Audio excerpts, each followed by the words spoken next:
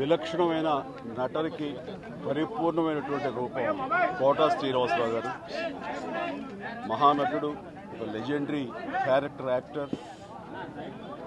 మా ఇద్దరి నట ప్రస్థానం కూడా ఒకే సినిమాతో ప్రారంభమైంది. అది ప్రాణం ఖరీదు.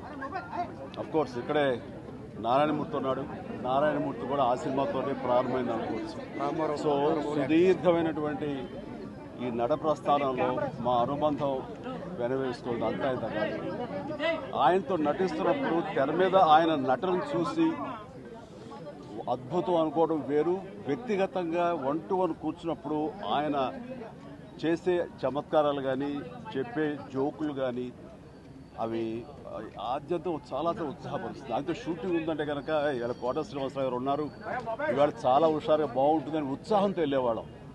అలాగా ఆయనతోటి ఒక అనుబంధం పెనవేసుకు వెళ్ళింది. ఇక ఆయన చేయలేని క్యారెక్టరు, చేయని క్యారెక్టరు, మాట్లాడని యాస, మాండలికాలు లేవనే చెప్పాలి. అంతగా పరిపూర్ణమైనటువంటి నటన. నాటక రంగం నుంచి వచ్చి సినిమా రంగంలో తనకంటూ ప్రత్యేకమైన స్థానం ఏర్పరచినటువంటి గొప్ప నటుడు.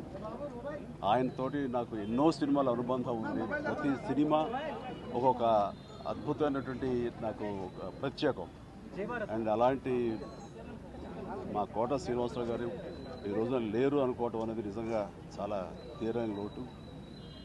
అండ్ ఇది వాళ్ళ కుటుంబానికి, పరిశ్రమకి తీరని లోటు. అలాంటి మహానటుడు, అలాంటి వైవిధ్య పాత్రలు పోషించేటటువంటి విలక్షణమైన నటుడు మళ్ళీ వస్తారని అనుకోవడం లేదు. అలాంటి నటుడు మనకు దొరకరేమో కూడా, ఉండరేమో కూడా.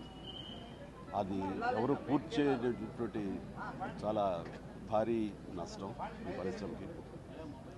వారి ఆత్మనికి శాంతి చేకూరాలని ఆ భగవంతుడు ప్రార్థిస్తూ, వారి కుటుంబ సభ్యులకి ప్రతి ఒక్కరికి నా ప్రగాఢ సానుభూతిని తెలియజేస్తున్నాను.